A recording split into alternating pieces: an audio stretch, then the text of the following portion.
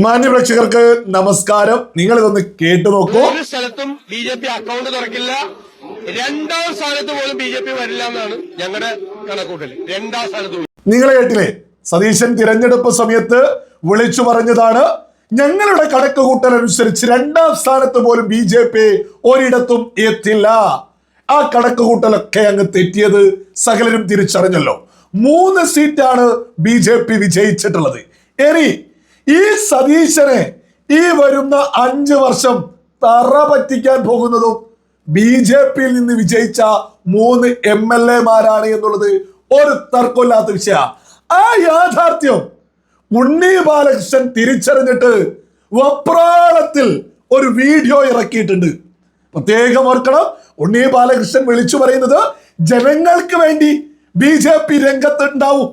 പക്ഷെ അത് മറ്റു പാർട്ടികൾ, ഇടതു പാർട്ടികൾ വലിയ ഗൗരവത്തിൽ ചിന്തിക്കണം. എന്ത്? ബി.ജെ.പി ജനങ്ങൾക്ക് വേണ്ടി നിലകൊള്ളുന്നതിന് എതിരെ ശക്തമായിട്ട് നിലകൊള്ളണം.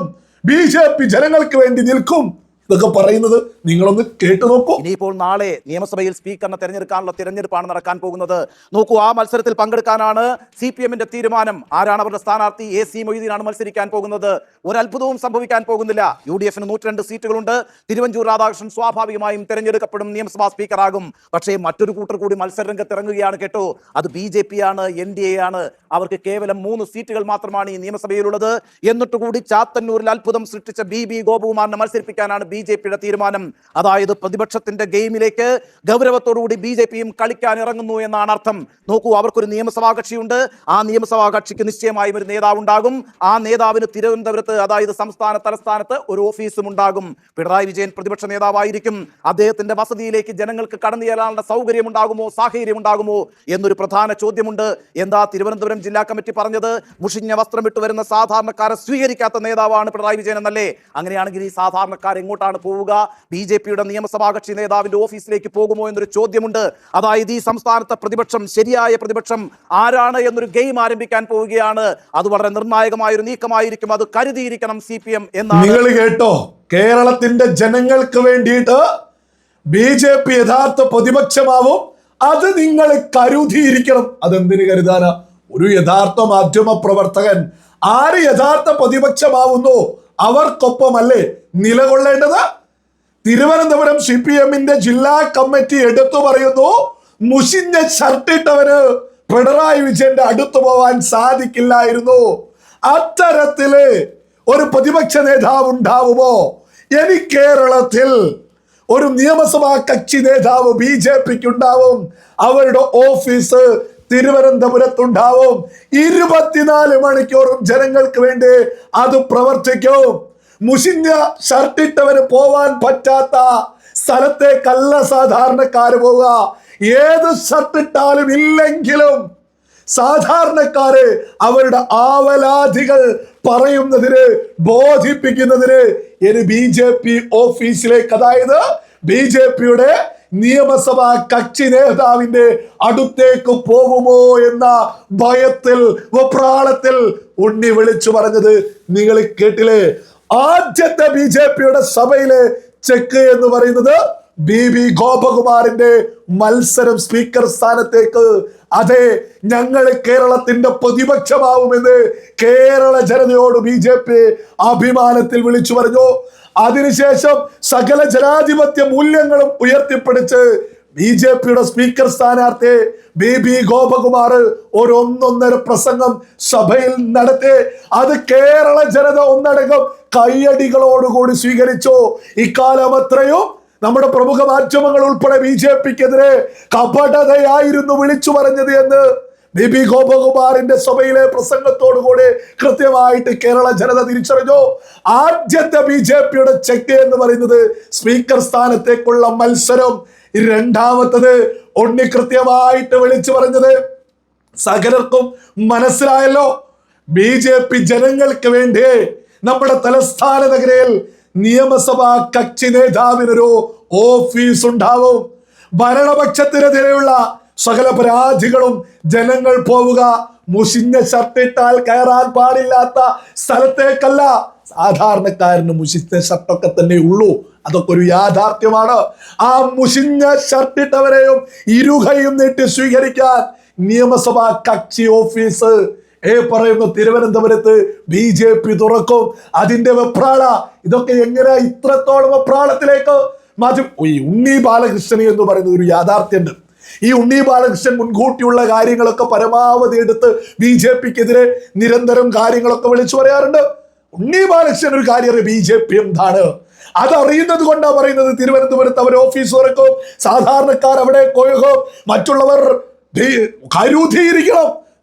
നിങ്ങൾ ആ സാധാരണക്കാർക്ക് വേണ്ടി നിലകൊണ്ടിട്ടില്ലെങ്കിൽ ആ സ്പേസ് ഒന്നടങ്കം BJP പിടിക്കുമോ എന്നുള്ള നിലവിളിയ ഉണ്ണി ബാലകൃഷ്ണൻ നടത്തിയത്. ഉണ്ണി ബാലകൃഷ്ണൻ എന്തുകൊണ്ടാ ഇതൊക്കെ ഇത്രത്തോളം വലിയ നിലവിളിച്ചുകൊണ്ട് വിളിച്ചു പറയുന്നത്? സഭയിൽ രാജീവ് ചന്ദ്രശേഖർ മറ്റൊരു 1.5 പ്രസംഗം നടത്തിയിട്ടുണ്ട് കേരള ജനതയ്ക്ക് വേണ്ടി.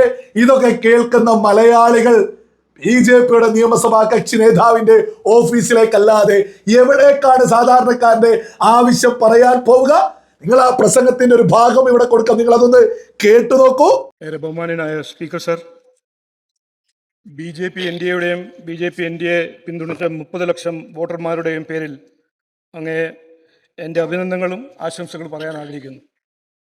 ഈ സഭ നമ്മുടെ ജനാധിപത്യ സംവിധാനത്തിൻ്റെ കേന്ദ്രമാണ്.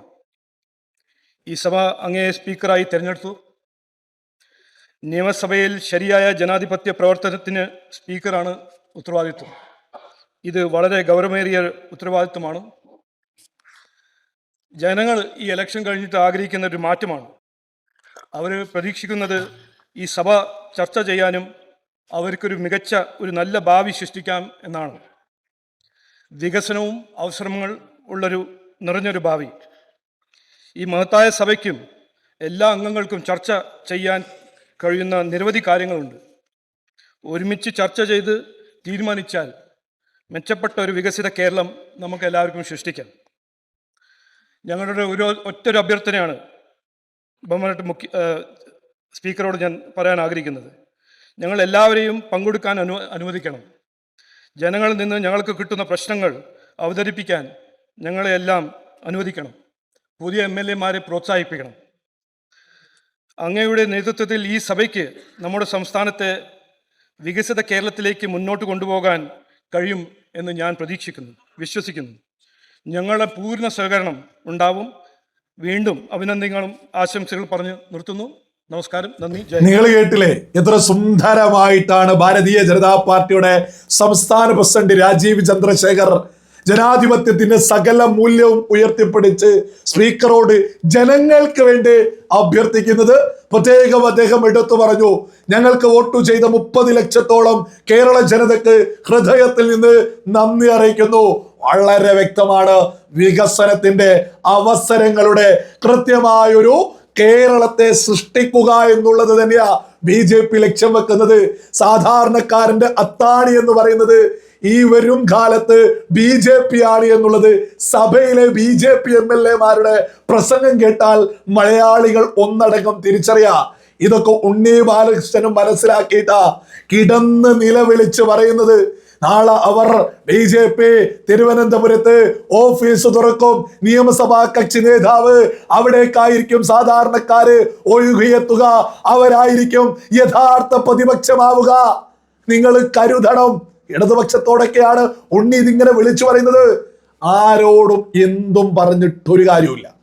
ഇനി കേരളത്തിലെ യഥാർത്ഥ പ്രതിപക്ഷം എന്ന് പറയുന്നത് BJP-യാണ്. ഈ 103 എത്താൻ ഇനി അധികം സമയം വേണ്ടത് കേരള ജനത BJP എത്തിക്കൂ. ഈ സതീശനൊക്കെ തിരഞ്ഞെടുപ്പ് സമയത്ത് 0 എന്ന് പറഞ്ഞ് കളിയാക്കിയ BJP തന്നെയായിരിക്കും സതീശനെ തറ പറ്റിക്കാൻ കേരള ജനത ഒന്നടങ്കം BJPക്കൊപ്പം നിൽക്കും. ഇതൊക്കെ ഇപ്പം പറയുമ്പോൾ ആളുകൾക്ക് വലിയ പ്രശ്നവും ബുദ്ധിമുട്ടൊക്കെ തോന്നും.